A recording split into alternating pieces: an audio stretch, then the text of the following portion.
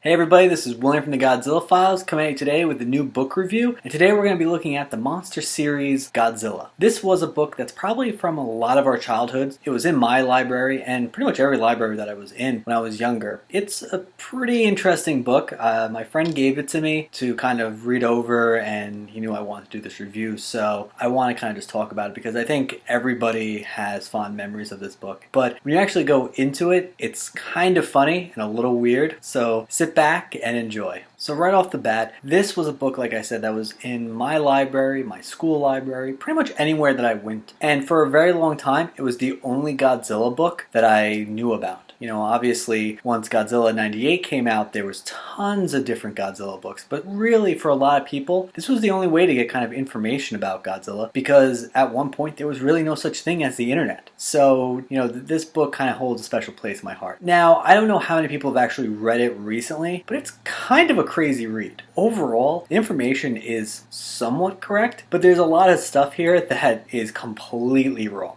So I want to kind of just touch on some things and, you know, kind of point out some funny moments. But, you know, in all honesty, though, the book is a lot of fun to read and it is pretty entertaining. So let's go right into some of this funny stuff that I found while reading. So this book was created in 1977. So it really just touches on the Showa period up until Godzilla vs. Mechagodzilla. But even on the first page, there's some kind of funny moments. They talk about how Godzilla's green, which at this point there's been colored Godzilla films, which does not show him as green whatsoever. The only thing at the time that I would even think that might have been showing him as green was the Godzilla TV show from Hanna-Barbera. But every movie has pretty much only shown him as like a grayish color. So that's kind of funny. Also, if we kind of look down, there's some weird names in here. Like for example, Anzila, that's supposed to be Anguirus. I've been reading this book and I could not figure out it. Reading the first page, I'm like, who are they talking about?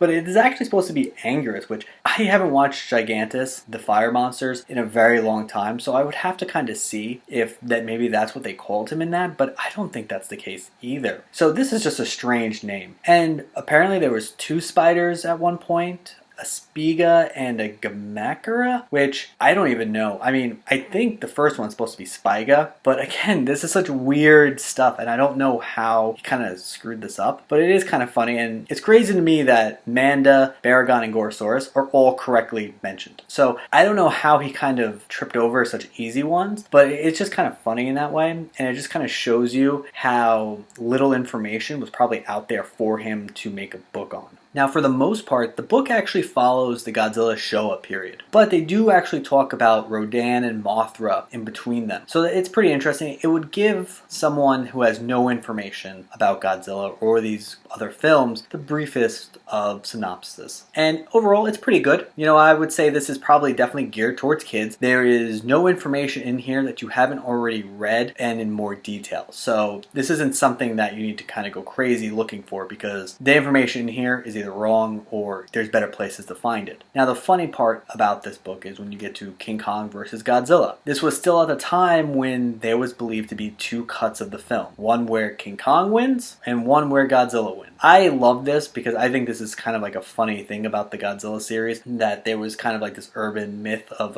another cut when in reality there was nothing. It's pretty much the same ending, just a little audio differences here and there. To me, I do find that charming. Now, obviously, these are wrong. We already know this, but it's still kind of funny to see in print, and a lot of books and magazines still believed this. This was actually something that was fully believed as fact for a very long time. Another nice thing about the book is actually the photos themselves. While yes, they are in black and white, and on my video here they don't look the clearest, but it is actually pretty nice to have some photos in this book. A lot of Godzilla books, especially things about the films, usually don't have too many photos. So this was a nice little change of pace. I think overall they picked some really great photos that kind of showcase everything that they're talking about. Sadly, though, the book not being that long, it kind of glosses over a lot of the later Showa period films and even kind of messes up on their placement. You know, they actually say that Godzilla vs. Gigan is next, then it's Megalon, then it's the Smog Monster, which is kind of strange because the Smog Monster obviously came first after Godzilla's Revenge. So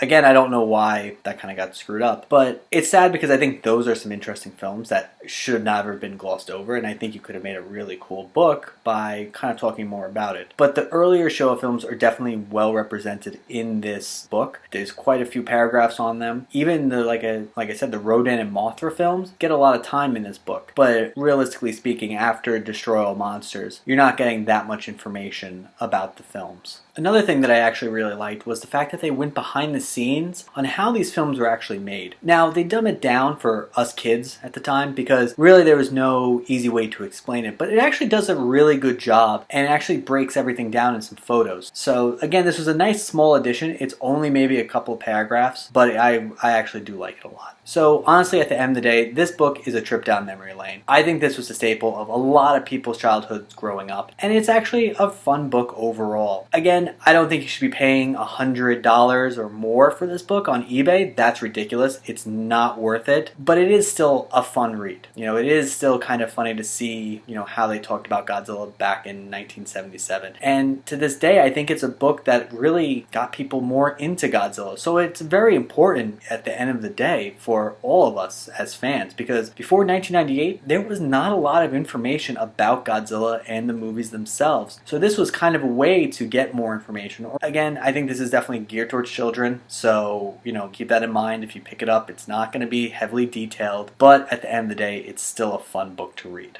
Alright everybody, let me know down below, did you have this book growing up? Is this something that you found in your libraries? I'm always interested to hear about things from everyone's childhood and what got them more into Godzilla, and I do think this book, like I said before, was a big part of that. So let me know in the comments below. But as always, I hope you enjoyed this video, and I'll talk to you all later.